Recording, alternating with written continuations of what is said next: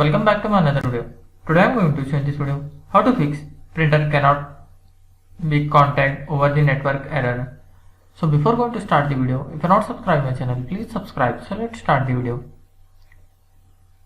Guys, if you are seeing the error printer cannot be contacted over the network on your Windows 10 or Windows 11, then I will show you how to fix this issue.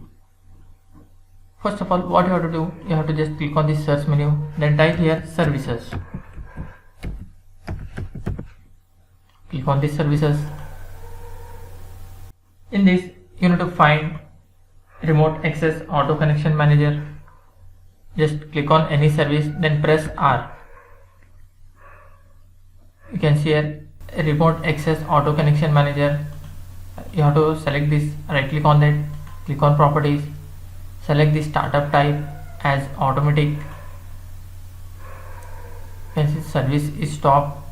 Just click on start, click on apply, then go to the log on and select this option, this account, then click on apply, then click OK, then close this window and restart your PC. That's it guys. So this way you can fix printer cannot be contacted over the network on your Windows 10 or Windows 11. Thanks for watching. Hope if you like this video, please like, share and don't forget to subscribe.